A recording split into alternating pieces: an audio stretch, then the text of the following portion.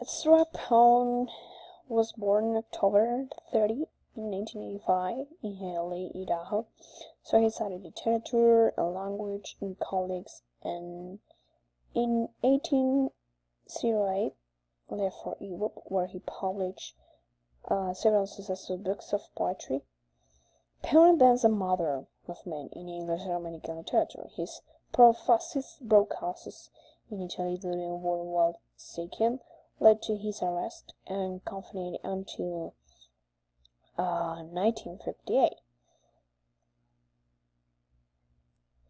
So he paid for the publication of his first book of poems, Alem Spento. And definitely he saw that this book wasn't anything, so he preferred to travel to France to write to create a better career over there. Well, he found the kind of success as a writer that he had wanted in 1989. So he wrote Personae, Exultations, and the Spirit of Romance. So the Spirit of Romance was based on lectures he had given in London. All three books were warmly received. Wrote one reviewer point is Pound says like is that right thing among modern poets a scholar? So Pound's own work continued to flourish as well. The years immediately following World War II saw the production of two of his most admired works. The first one was written in 1919, that was called Homage to Sex's Properties, and the eighth part, Hog Selwyn Malverley, in 1921. So the latter of which tackled a wide range of subjects, from the artisan society to the horrors of mass production and World War I. So James Joyce was born February 2 in 1982 in Dublin, Ireland.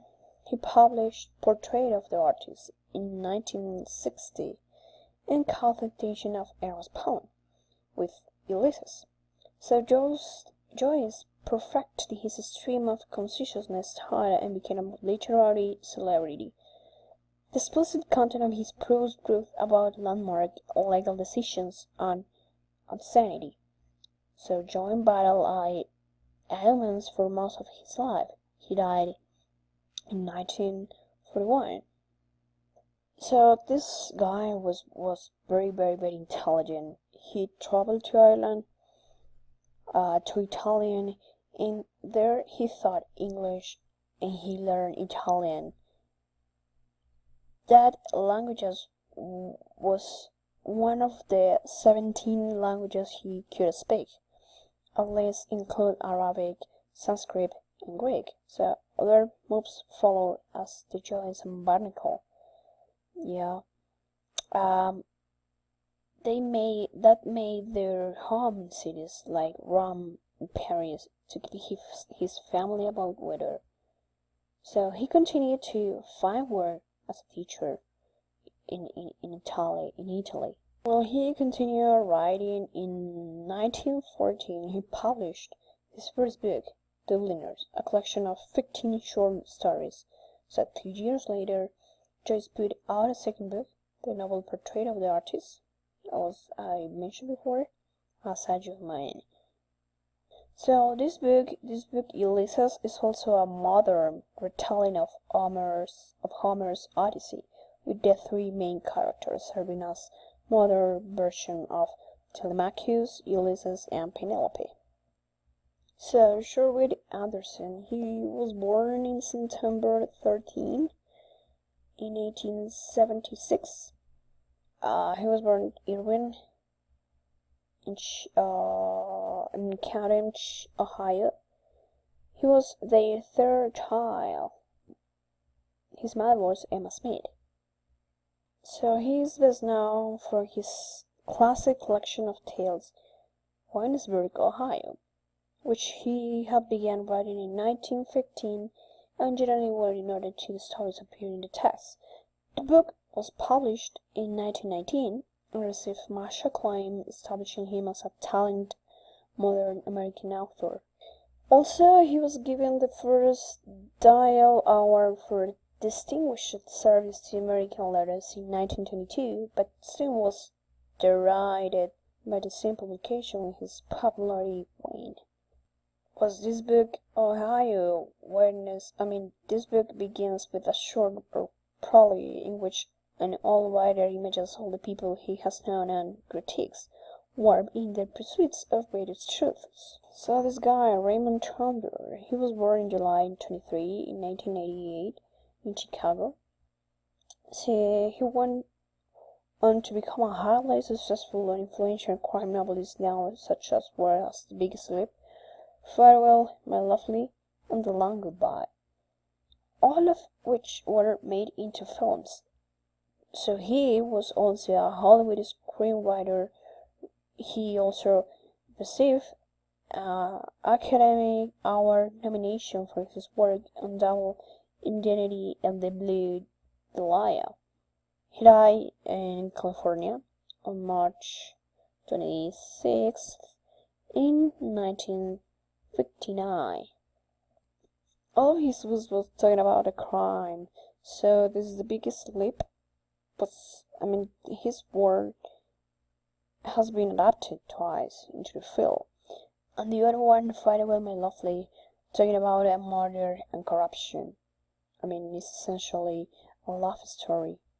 Malcolm Cowley was a literary editor of the New Republic and took part in many Depression-era literary and political battles, usually on the leftist side. He was a literary critic and social historian.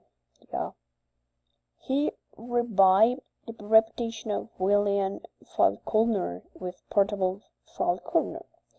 His books include Alexis Return, A History of Expatriate American Writers, and The Literary Situation, Under of Writings in Society.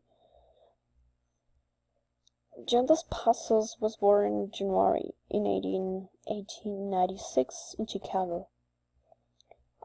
His wartime service as an ambulance driver and later work as a journalist led him to see America as two nations.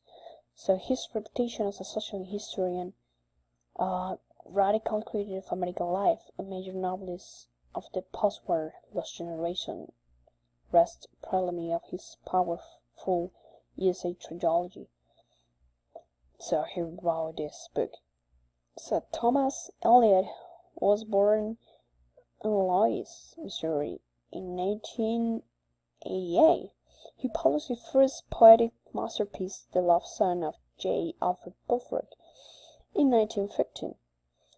In 1921, he wrote a poem, The Waste Line, while recovering from exhaustion. It was his best poem. He was known because of this. This poem was the most influential poetic work of the 20th century. So, the same year he published this poem, The Waste Land, Eliot founded what would become an influential literary journal called Criterion. Now we're talking about painters. And in these painters we have Picasso and Henri Matisse. So Picasso, he was born in Spain in 1881. So he became one of the greatest and most influential artists of the 20th century. And he was the creator of the Cubism. So he was an portrait painter, was a sculptor, was a printmaker, was a ceramicist, and a stage designer. So this man was considered radical in his work. He died, obviously, on April 8th in 1973 in France. So the enormous body of Picasso works remains, however, as the legend lives. And the other man that we had was Henri Matisse. He was born in December 31 in 1869 in Lacadieu in northern France. Over a 6-decade career, he worked in all media, from painting to sculpture to printmaking, although his subjects were traditional. So his regularly use of bright color, as you see in the picture, and exaggerate form to express emotion made him one of the most influential artists of the 20th century. This guy died on November the 3rd in 1954 at the age of 84 in Nice. He was buried in nearby Semis, and he is still regarded as one of the most innovative and influential artists of this century and the 20th century.